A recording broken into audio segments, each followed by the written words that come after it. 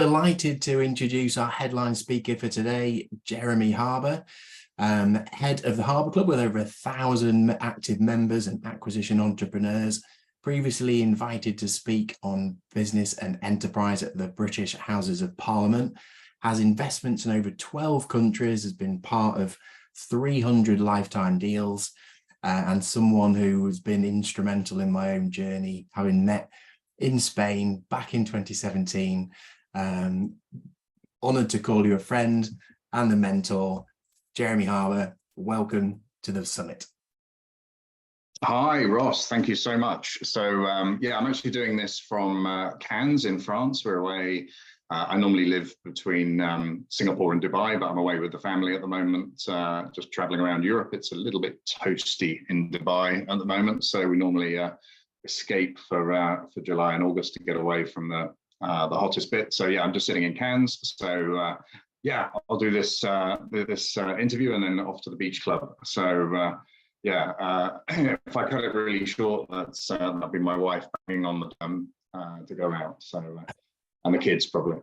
Anyway, but yeah, look, I know we had a chat before we started recording here, and obviously there's so much has happened over the years. In fact, a comment I get quite often is, hey, you look younger in your videos. And it's like, no, I was younger in my videos. Like when I first started putting content out around the topic of buying and selling companies, it was 15 years ago.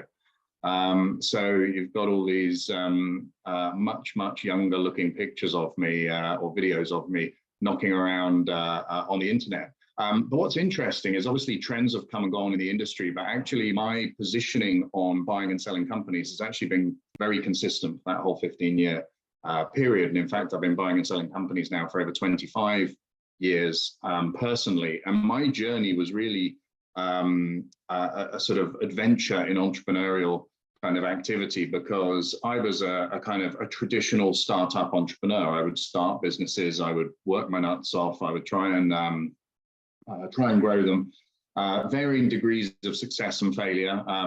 Obviously, mostly failure, because that's what the startup world is all about. It's a series of great lessons. And then I had a telecoms company in the 1990s, and I was just lucky that industry happened to go through a massive phase of consolidation. So everybody was buying everybody else. So my weeks became punctuated with meetings with companies that were trying to buy me. And I started to notice they all had one thing in common, which is they didn't have any money, or they certainly weren't going to give me any of their money if they did have any. The deal structures were designed in such a way as to be incredibly sort of capital efficient. And really, it just made me think, hang on a second, I haven't got any money either. I should be on the other side of the table buying their company instead of, this way around.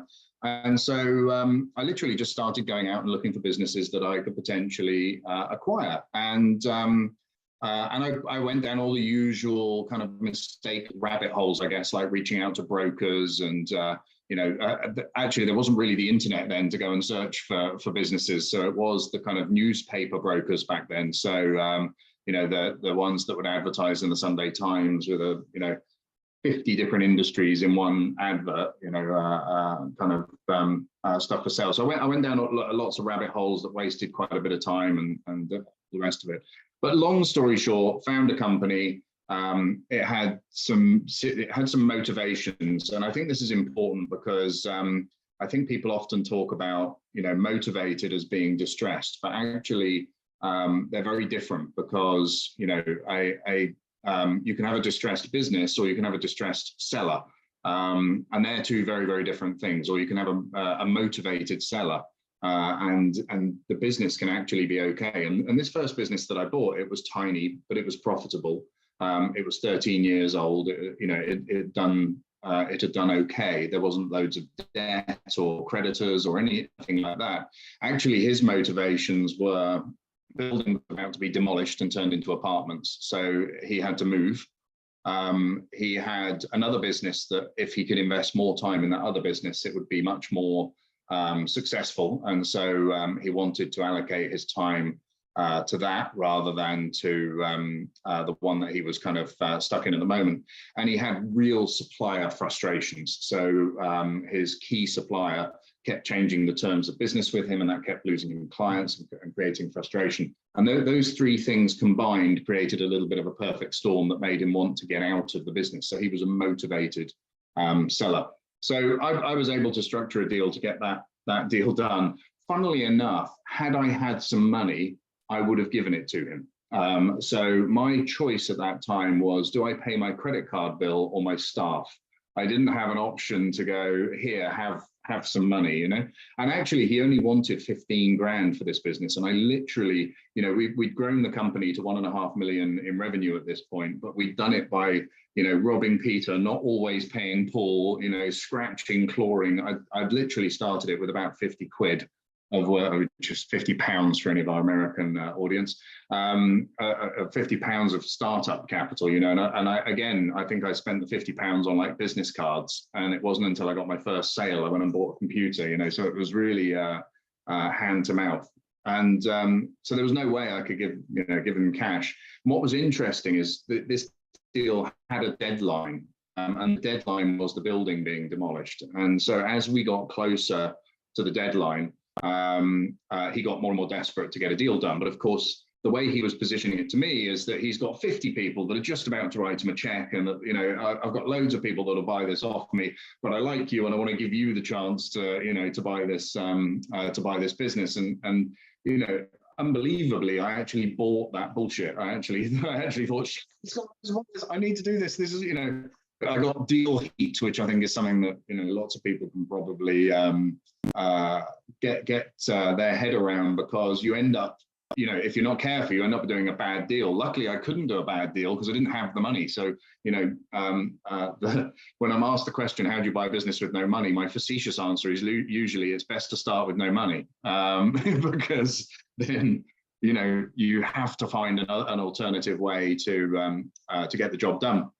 So anyway, as we approached the deadline, it went from 15 to 12.5 to 10 to 7.5 to 5. And I remember like a week out, it was 2.5 grand. And I thought, I must be able to lay my hands on 2.5 grand, you know, and literally I'd rinsed every possibility completely dry and not been able to find this 2.5 grand. And anyway, the day the bulldozers turned up was the day he did the deal at zero down. And funnily enough, I think if I'd had the money and I'd given him some money, I'd probably be giving you a talk right now on how you can buy businesses, but you always have to put a bit of cash in up front. And I think this is a really common perception that Harbour Clubbers have. And I believe, or, you know, people looking to enter entrepreneurship.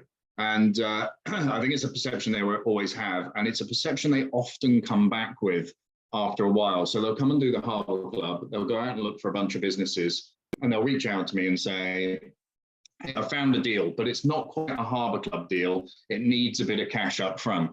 And it will be a really common thing that people will come back with. And what they mean is that the guy is asking for cash up front. Of course they want cash up front. Everybody wants cash up front. I want cash up front. But as they say, there's only one, you know, there's one born every day. But you don't want to be that one. You don't want to be the person that, you know, actually stumps up the cash and buys it, which actually is a reasonable segue into leverage buyouts, because lots of people do use leverage buyouts in order to give people cash up front. And a lot of people assume, because the Harbour Club is about how to do deals with no cash up front, that we just do leverage buyouts or we just do distressed acquisitions. And I think that's a really big misunderstanding. We have 15 different deal structures on the Harbour Club, which are all around how to buy businesses without using cash upfront or leverage from banks. One of those strategies is a leverage buyout, and two of those strategies relate to distressed companies. So companies where you know, they can't pay their creditors and they're in trouble. But the other 12 are all no money down strategies for acquiring companies without debt and that are profitable, good quality, good companies, you know. And we bought many multi-million pound or dollar companies making millions of dollars of profit sometimes using the strategies from the Harbour Club. And my own journey was really starting at the bottom of the deal structure table and working my way through it. And so of those 15 strategies, I used 2 of them, which are pretty much the most recent 2. And all of the rest of them are basically kind of case studies of my journey into doing deals. And, you know, again, one of the common things is, well, if this is so good, why aren't you doing it? And I am. It's what I do every single day. In fact, even when I'm sitting in that beach club, I will be replying to a few WhatsApp messages on deals that we have in the mix right now. We're buying a mixed martial arts company that we're listing on the New York Stock Exchange, and it's, you know, if you think of like UFC and these kind of guys, it's actually a really big player in that space. They've been around since 2012. It's a vertically integrated sports media company, and that deal should close this week. They always wait until I go on holiday before they close. That's one of the things about being a deal maker, is that yeah, it's feast or famine. When it's on, you're on, and when it's off, you're off. But yeah, so timing vacations can be fun. So I tend to yeah, work on holiday a little bit, but yeah, try and avoid it. So yeah, so basically, you know, got into yeah, leverage buyouts is where I just left off. So leverage buyouts are fantastic when you're selling a business. You know, you want to sell a business to somebody that's doing a leverage buyout, because that means you're going to get your cash up front. The challenge with most small businesses is that they're not actually that leverageable. So we've seen a really big boom in a strategy in the Harbour Club called WITS, work in to sell. So we have work in buyout, which is WIBO, and work in to sell. We actually put them under one strategy, so it's not you know, of the 15, this is only one strategy, but basically a WIBO was based on the concept that if you just approached, say, a baby boomer who's selling their business, and you said to them, hey, I'm going to pay you over the next 5 years, and I'm going to pay you from the company's own profits, they're likely going to tell you to go away. You know, they're likely going to say, no, I'm, you know, not interested. Why would they do that? You know, it's not interesting at all. But most of these businesses aren't prepared to sell. They're not set up in a way that they're sellable. So if you do a sort of consulting contract for them to put them in a position where they do become sellable, you can get an equity participation in the business for doing that. And typically we see, you know, 20-25% equity participation for setting up the company for sale. You can get a consulting contract, so you can get paid every month, which is great if you're trying to replace income. You know, you're trying to leave a job or you know, generate enough to feed the family, kind of thing. So it creates that income stream. And then when it actually comes to marketing the business for sale, you can be an obvious buyer for that business. So you can buy the remaining 80% or whatever's left and pay them over 5 years, you know, on a deferred payment basis. So paying them out of their own profits, because at that point you're a trusted, you know, you're a trusted partner. You're somebody that they that understands them. You've done all your due diligence. You understand the business intimately, and it's much easier then to sell that idea to one of these baby boomers as you being a safe pair of hands. The other option is the work in to sell, where you have this 25% and then you do actually go and sell it to the open market. And that can be to a leverage buyout, because now the business is dressed up for sale. It can probably be leveraged. So it probably has the ability to do that. And what do I mean by dressing up for sale?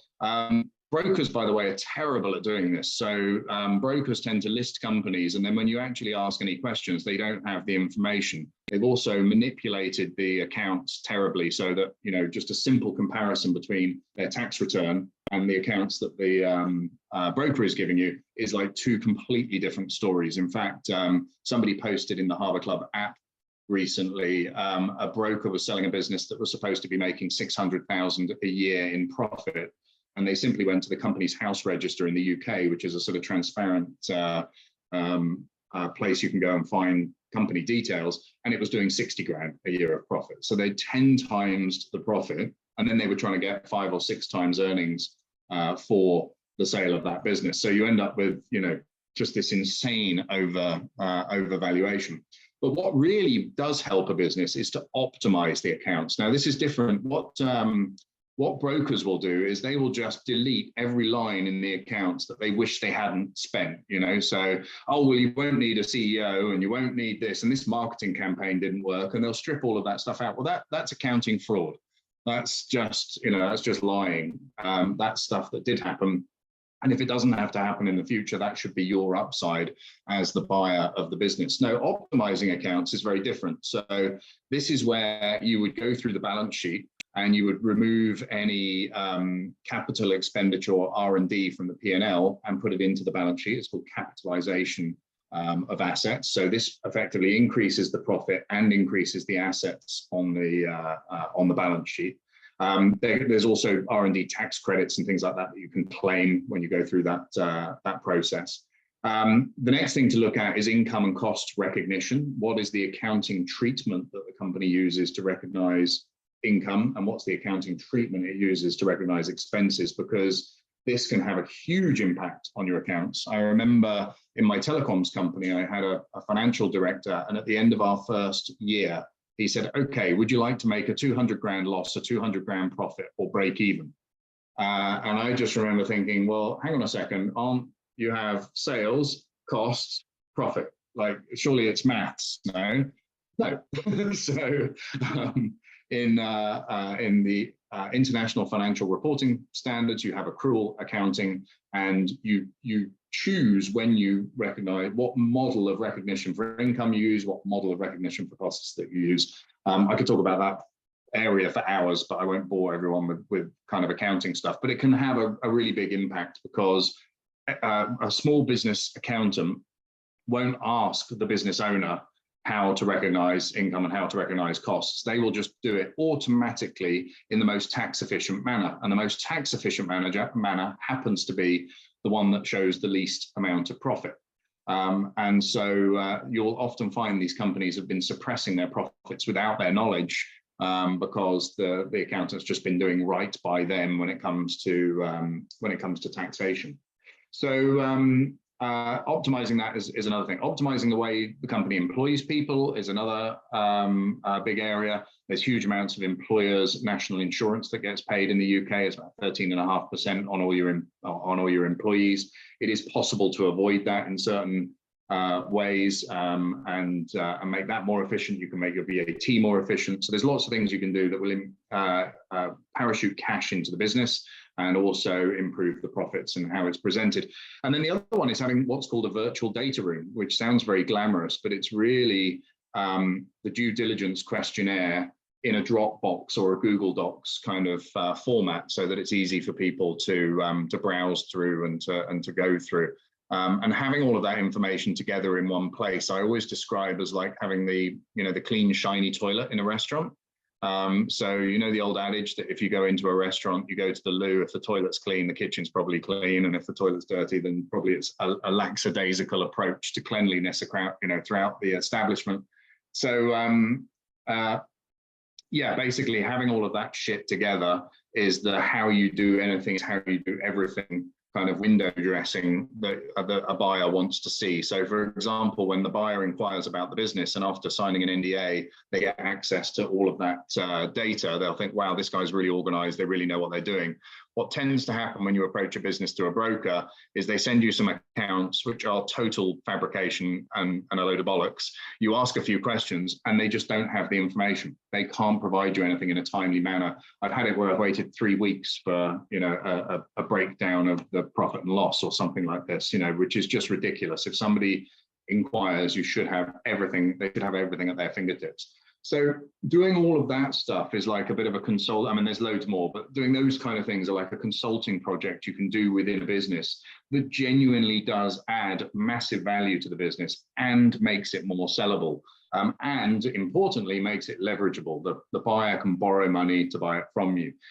Or there are things like employee ownership trusts. So you can get your employees or the employees of the company to buy the business. So you take your stake, you turn the business around, you improve the profit, you improve the data, and then the employees buy it from you. And they may use some leverage and some earnout. Now, this means you don't pay any capital gains tax when you sell the business. It also makes it easier the employees can borrow money more easily than an external buyer, because effectively it's classified as a management buyout instead of a management buy-in. So a management buy-in, banks are always very cautious of, and they really want to know the ins and outs of the cat's backside. A management buyout, they're still going to be banks, but it's going to be a lot more simple because these people know the business, know how to run the business. You know, there's skin in the game there already for them. So yeah, so those kind of things we're seeing as a real trend at the moment in terms of what people are up to and what people are doing. And I think that's driven by the fact that there are so many baby boomers that need to exit their businesses, and there just aren't any buyers out there. I think if you look at the universe of businesses, it's like a pyramid. So at the top, you've got the big businesses, and at the bottom, you've got all the small ones, and there's millions of small ones. And then if you look at the universe of buyers, it's like an inverse pyramid. So there's one guy at the bottom who's managed to borrow $1 million who can buy a business because he's bet his house on a huge loan. And then as you go up the pyramid, the audience for the small number of businesses gets really big. You've got all these private equity firms, funds, and all these other people that can buy the larger businesses, but the audience at the bottom is very, very small. So yeah, I guess just one last thing on that leverage. Obviously, like I say, selling businesses on a leverage buyout is great, but borrowing money to buy businesses is really dumb. And I'll give you a few just core reasons why. A small owner-managed business is a very volatile asset class. If you lose 2 key customers or 2 key staff members, the business changes immediately. I mean, it can, you know, massively change in value. So it's kind of like a cryptocurrency. You know, it can halve, it can double, it can halve, it can double. Would you mortgage your house and put that money into a cryptocurrency? And I know there's a portion of the audience that will say yes, because there always is. But realistically, you shouldn't. You shouldn't borrow money which has a fixed, rate of return you have to pay back, and use it to invest in highly volatile asset classes. You have to, you have to get a risk-weighted return on your capital, and the risk is just too high in an owner-managed small to medium-sized business. That risk is exacerbated by the fact that you often have to personally guarantee it. And I know lots of people say, no, you don't, but yeah, you do. You often have to personally guarantee it. So you are betting your house, you're betting your your whole lifestyle on this business not changing dramatically in the next few weeks. And what's more is the purpose of that cash is to give to your star employee so that they can leave. You're giving it to the person that does the job of 3 people for the salary of half a person, so they can ride off into the sunset, go sit on a beach. They will tell you they're going to be involved in the business. They will tell you there's a handover period. They'll tell you they're going to work their socks off. The second that check clears, the attitude changes dramatically, and the will to attend the business anymore changes dramatically. So, they will say a lot of things to get that check. And not all of those things will be true. So just be aware that there's an old adage, buyers are liars. Well, I'll tell you what, sellers are fucking liars too. It's a fact of nature, unfortunately. Maybe we just say humans are liars. I think that's probably a better way of clarifying it.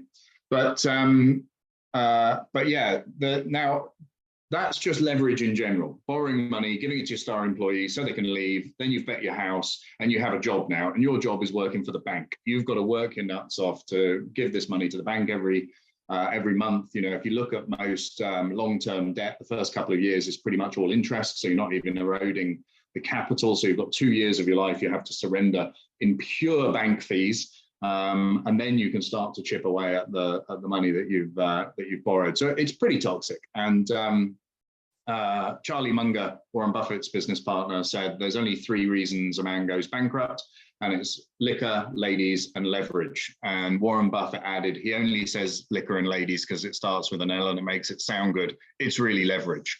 So smart people go bust all the time because they borrow money, and it really is the only way a rich person can go bankrupt. So now let's look at the final bit of leverage. Imagine you did a leverage buyout in 2019. imagine you borrowed 2 million quid and bought $2 million and bought a business in 2019. And then in 2020, COVID shut half the businesses. Hopefully you bought a business that wasn't affected by COVID or bucked the COVID trend. But if you didn't, the only solution was to borrow more money under some government-backed scheme to get yourself an even more debt. So the business is really now up to its eyeballs while the revenue was turned off and while you had to carry on paying all of the staff. But don't worry, in 2021, we started to get inflation. And now all of your labor is going up in cost, all of your goods are going up in cost, everything that you buy in is starting to accelerate, and that's squeezing your margin because quite often you can't increase prices as quickly as your input cost increases. But that's okay, you sorted that out by 2022, 2023 because you managed to increase your prices and rebalance things. Now interest rates are going up. So now the debt that was costing you £1,000 a month is costing you £5,000 a month. And you've got this perfect storm or perfect shitstorm, really, of inflation, post-COVID kind of hangover, and soaring interest rates. So for anyone that took the advice of someone to do a leverage buyout, 3 years ago, has had a real white knuckle ride up until this point, and has really had some not so entertaining times to go through, but yeah, there we are. So be careful when it comes to leverage.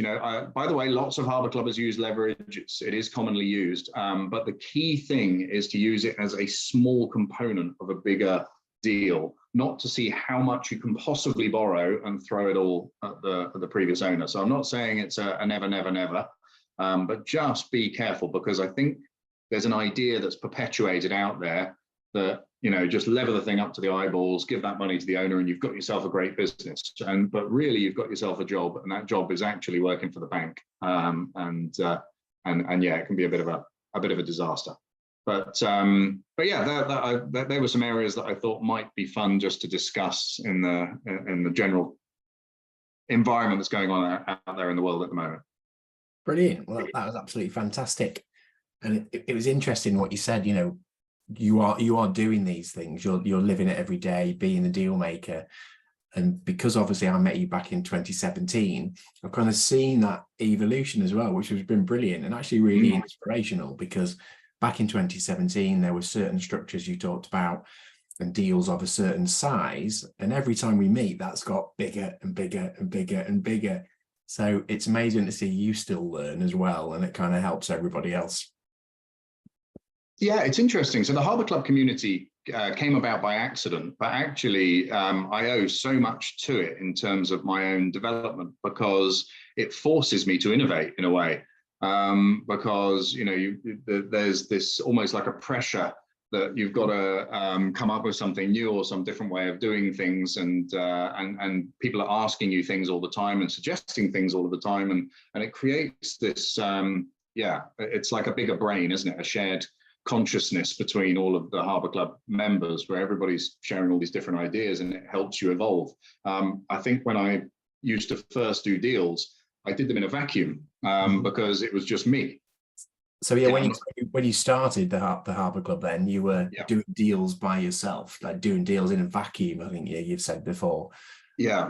Yeah, and what was interesting actually was I don't know if anyone knows the story of how it started. I've said it 1,000 times, so I really apologise if you've heard this story too many times. But I actually bought a seminar company, and I'm actually quite anti-seminars. I always found they were a waste of my time, and it used to make me quite angry because you'd see this list of things that you were promised, and then you'd go to the seminar only to be sold something. Like there's a pitch, you've got to buy this masterminding program, or this this big thing that you have to buy from them for thousands and thousands of dollars. And but I bought one of the companies that promoted these seminars, and actually they asked me to come and speak at one of their events. They had 800 people in the room. I'd never spoken in front of 800 people, so I didn't know what to talk about, so I just spoke about business turnarounds and things that I was doing. And loads of people came up to me afterwards saying, hey, that's really interesting, I'd like to find out more about that. And what I noticed is that all the other speakers actually sold a course or sold a product at the end of it. And I thought, okay, how could I capitalize on these people that want some of my time, but without doing consulting or becoming an employee, maybe I could teach people how to buy and sell companies using the methodologies that I've learned and the rabbit holes I've gone down. And basically one of the guys in the room said, how much is it? And I said, £35,000. And he said, okay, I'll come. And I was like, oh shit, now I've got to actually do this, And so luckily I'd had a few people recently that had asked me to come and consult for them, like come and work for them. And I'd just gone, no, not interested, no. And I just thought, So I rang them back and said, well, look, instead of me coming and consulting for you, pay me 35 grand and learn how to do it. And so we put the first group of 4 people together. And because we had a big budget, we flew on a private jet, we rented a huge villa in Saint-Tropez, but I had to teach people how to do what I was doing. And I'd never really thought about it before. I'd never actually broken it down into its kind of raw components. And it was fascinating when I did that process, how many things I'd done that had worked that I'd never done again. And I described this as like sticking a bucket down a well, finding water, getting so excited you found water that you forgot to put the bucket down the well again and again and again, And so what happened in that first Harbour Club was we systemized a lot of the things that I'd just been flitting between, backwards and forwards, and actually turned them into kind of processes. And people here will be glad to know that it's no longer anywhere near 35,000. It's much, much cheaper now, although there's no private jet and no villa in Saint-Tropez. And the content has grown intensely. I think there were 6 deal structures then, there's 15 now. The number of deals that I've done, I think we were analyzing 12 transactions. Then we're now doing hundreds. And the great thing is we have guest speakers from the Harbour Club community come onto every Harbour Club to go through case studies. In fact, we had so many case studies, we started running a live event called Deal Fest. And everybody loves these Deal Fests. So you get a free ticket when you become a Harbour Club member. And basically it is just 3 days of deal structures. So I know, Ross, you were at the one in Dubai that we did recently, and it's just 3 days of speaker after speaker going through a deal that they've done, what they learned, what went right, what went wrong, lots of Q&A and interaction and understanding how these things were put together. So it's been an incredible journey for myself as well, in terms of just mass testing some of these ideas, figuring out the best way to do things. And then obviously things have evolved a huge amount. We've been doing it for 15 years now. So when we started it, there really wasn't much in the way of social media. It was just kind of starting out. Well, now I would say about 30% of the deals done in the Harbour Club community are done from LinkedIn sourcing. And so, that just wasn't even an idea when the Harbour Club started. So there's this kind of constant evolution that's happening all the time. We started playing a lot more in capital markets, so things like issuing public stock, so taking companies public, issuing bonds. So we created a product that we call the Extra Bond, which is the exchange traded acquisition bond. The simplest way to think about it is it's like creating your own currency that you then issue to acquire other companies. And it's much, much different to the traditional kind of, I guess, in the 1970s and 80s, it was very popular to do acquisitions using junk bonds, which is where you go and sell a bunch of bonds, raise some cash and go and buy the business. This is a much more elegant, faster to execute way of doing it. And all of these things I think have become possible because of this dynamic community that I'm kind of in the thick of, where people are running around, doing all these incredible things, and I feel like I have to keep up and do my own stuff as well. So it's absolutely made me a better deal maker, and certainly within the community, there's this real buzz around getting deals done, getting things done, and it's a very, very active community. We see, I think we have what we call our gold inner circle, which it's not an upsell. There's nothing else you can buy from us. We don't sell any kind of big sort of upsell type products like everybody else does, because we're not internet marketers. We are deal makers that happen to share our information for money. I'm not a charity. We are deal makers at our core rather than digital marketers at our core. So we might not be the best at presenting what we have to offer, but what we have to offer, I think, is absolutely the best. So yeah, it's a very, very cool community. We don't target the get rich quick kind of area, so we don't have this little low priced product to get loads of people on the hook, which means you end up with a bit of a polluted database of people. You know, we tend to attract more serious sort of entrepreneurs, deal makers, or high end kind of employees that want to get into deal making. So it's a really great community from that perspective. Yeah, amazing. And yeah, I've been lucky enough to talk at the last 2 deal fests, so yeah, and then in Dubai. So it is a great community, as you say, lots of people there, all talking about deals, what's going on. So it's quite an interesting place to be part of. And I think at the end of this, there'll be an opportunity where people will be able to reach out to you, find out how to come on the Harbour Club. One thing you mentioned earlier, though, which was about deal heat. How do you divorce yourself from that? You know, how do you take out the emotion? Because a lot of people I talk to, especially the first one, they get sucked into it. How do you remove yourself from it? Yeah, so I mean, it's a really common phenomenon, and it's, you know, kind of where the deal gets worse and worse and worse, but you feel like you have to get it done, and so you persist and end up doing a bad deal. And sometimes doing no deal is better than doing a bad deal. In fact, most of the time, doing no deal is better than doing a bad deal. Yeah. And so, yeah, it is one. The best solution that I've seen to it is actually more sourcing. What tends to happen is people do a portion of sourcing, so where they go out looking for companies, they find a target, and then they focus everything on that target and stop filling the pipeline. And so then what happens is there's this fear of loss, that if this one doesn't close, there's nothing else behind it, and that you then end up with nothing, and you feel like you've wasted a year or whatever in you know, leading up to that point. If you're consistently sourcing all the time, then you've consistently got more and more deals that you're talking to, and that makes you a better deal maker, because you'll choose you know, you'll choose the right deals to do from the selection of deals you have on offer. So you increase the supply and end up doing better deals. And weirdly, also being a bit too busy can sometimes make you a bit aloof to the person at the other end. If you just chase them at 9 o'clock every morning going, are we there yet? Are we there yet? Are we there yet? Are we there yet? It doesn't really help. Whereas if you go missing for 10 days and they chase you, then it's much more likely to happen as a you know, as a deal. So creating that busyness that's going on stops you from being a fucking pest, and following up way too much. And you know, we're all guilty of it. I mean, I always talk about breaking your deal virginity as being really important, because when you've got your first deal done, it really catapults you into being able to do your second, third, and fourth deal, because you have experience, confidence, you know the process. That comes across to the person on the other side of the table as well. But you know, that idea of breaking your virginity is a kind of dating analogy, I guess. And there are so many dating analogies, because again, if you're a pest, if you're, you know, messaging somebody constantly, it's not a great way to create a relationship and to do things. You just look like a psychopath. Yeah. So it's exactly the same in business. You're building a relationship with the business owner, and you don't want to come across as a psychopath. Yeah, absolutely. It definitely comes down to that trust and rapport, doesn't it?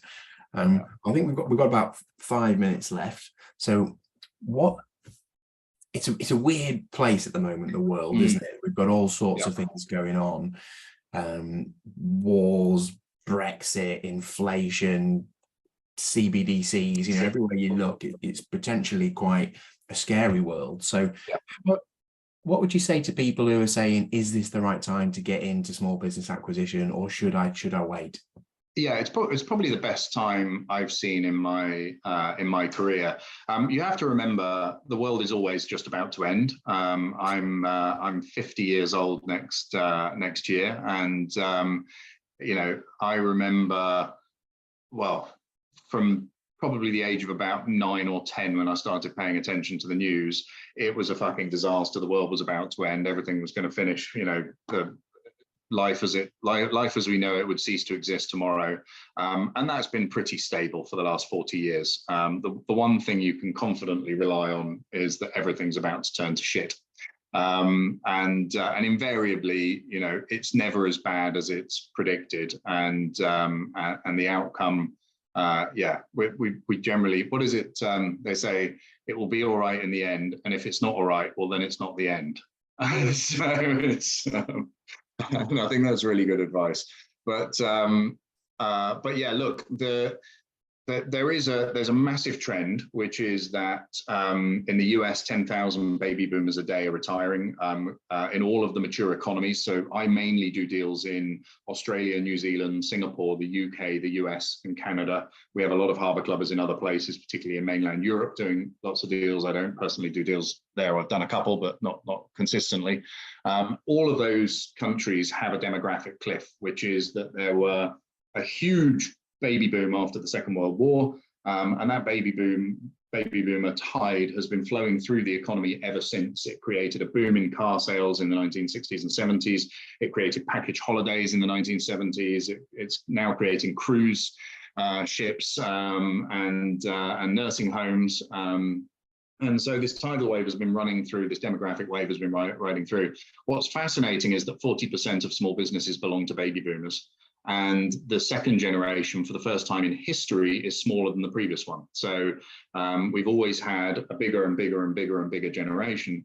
For the first time in history, we don't. And those businesses need to transition. And as I've already described with the triangles, there aren't enough buyers. So most of these businesses will probably just wind themselves down and close shop because they'll get more money doing that than they would selling their business. However, they would like some legacy. They would like a continuation of what they've spent their life building.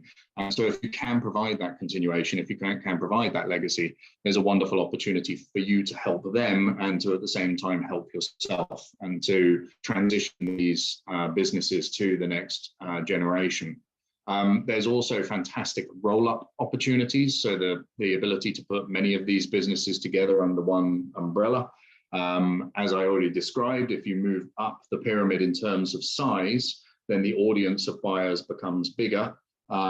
Economics 101 is supply and demand driving price. So if you have a greater number of buyers and a smaller number of companies, then the valuation goes up. And it doesn't just go up because it's bigger, it goes up exponentially because there's more people that can buy the business. So whereas a small business might only sell for 1.5 or 2 times its earnings, because that's effectively a 50% return on capital, which is kind of what you need if you're going to take that kind of risk. It squeezes up the bigger it gets, the bigger that multiple, and you see the very large public company in the same sector maybe getting 20 or 30 times its earnings. So, you know, more than 10 times the multiple of valuation. So yeah, I think there's a huge opportunity in that area. The uncertainty and the instability. So, I mean, I think we're about to have hey, look, I've got balls, but none of them are crystal. I don't like making predictions, but I think we're about to have a bit of a real estate reset. There's all the signals are there from when I was a kid and it happened last time. Now, obviously, you know, the fact that in the UK, they've been telling banks not to repossess houses, you know, may soften the blow a little bit, but nonetheless, you know, it's going to have a little bit of a shakeout. That always makes people nervous and it always scares people. That will reduce the amount of leverage that's available in the market. So that gets rid of a few leverage buyout people. That they were probably the most likely buyers for some of those small businesses. So they're now probably going to be out of the game. So now the audience is even smaller still. And that uncertainty is going to make people want to make a decision and do something now rather than wait to see what happens. Remember, these baby boomers have been through 6 recessions. They know that they can be a little bit painful and hard work. And, you know, they've seen the movie before. They don't particularly want to see the movie again. So they would much rather transition to a young, hungry, ambitious entrepreneur who is willing to, you know, swing those arms and land those punches through, you know, through a recession. So I guess the summary of that is I don't think it'll be as bad as everybody's saying, but the uncertainty creates an awful lot of opportunity, and there are naturally a huge amount of businesses in the market anyway, and so it really has become a buyer's market. So that there's a massive opportunity there, I think, to mop up, and one like we haven't really seen before. So I think this is a unique set of circumstances that we may not get ever again. Yeah, it is. It's certainly a unique set of circumstances. What about is there a particular sector, do you think, that's? Well, it's interesting you say that, because I mean, we see deals in every sector, and we're doing stuff, all over the place. But if I look in the Harbour Club community, I would say by far and away the most popular seems to be the kind of blue collar businesses, and blue collar business services, I would say, probably account for about 50% of the deals that are being done. And there's a few reasons for this, I think. One of them is there's a lot of them. Another reason is that they're less sophisticated. The sellers of those businesses are less sophisticated. And so what that means is that their business is in no way prepared to be sold in the traditional way. Some of them are still doing their accounts on paper. They're perhaps not, they're not even transitioned or digitized yet, let alone thought about AI and its impacts on the world. They're not sexy. A small engineering firm or an elevator maintenance company isn't going to get a millennial really excited about taking over and running. I mean, if you think about why people buy businesses, actually, a lot of the time it's an ego-driven thing. And it's not great for the ego to go down the pub and say you operate an elevator engineering business. It's not going to get you laid. So they want something in Web3, blockchain, app related, something that sounds sexy. So again, that reduces the potential audience of buyers, and therefore makes it easier to get a deal done. So yeah, we're definitely seeing that as a trend, but we see every sector. So I wouldn't limit it to that, but that's definitely a trend. Brilliant. Well, Jeremy, it's been a great pleasure to have you on. Brilliant to listen to you speak, as always. We'll stick a link somewhere on the screen if people are watching, so they can find out more about the Harbour Club. But how do people reach out to you? Follow me on social media if you like. So it's the blue tick on Instagram, not any of the scammers that use the same name. So the blue tick, Jeremy J Harbour, I think it is on, or Harbour Jeremy, I think it is on Instagram. But you'll see it's the one with the blue tick and my ugly mug on there. But yeah, follow me on Instagram or Twitter or LinkedIn, and we will share lots of stuff there. And yeah, look forward to welcoming anybody to the Harbour Club that would like to see what we're all about. Fantastic, because you've got the Harbour Club, haven't you? You've got your book, Go Do Deals, and you've got your 21-day course as well, I think, that people can join and see if it's right for them. So the 21-day course, we actually designed it during COVID, but we used it as a bit of a polarizer, because people really don't know if this is for them or not. So the 21-day course basically will give you an idea as, okay, is this something I could see myself doing or not? In various places it is charged for, but if you hit up harbourclubevents.com and just reach out to, and it's Harbour spelled the English way, HARBOUR, so harbourclubevents.com. If you hit up our team through the website, they'll get you a copy of it for free. So every day you'll get an email, there's some videos to watch, there's some stuff to read every day for 21 days. And by the end of that, it'll be completely free. And by the end of that, you'll know, shit, no, I can't do this. This is too scary, or wow, yeah, I can definitely see myself doing this. And it is polarizing. There's a percentage of people that love it and a percentage of people that hate it. And great, that's good. Yeah. Love it. Well, thank you very much again. I shall let you get yourself off to the beach and enjoy time in Cannes with your family. And I'll speak to you very soon. Wonderful. Thank you very much. See you soon. Take care.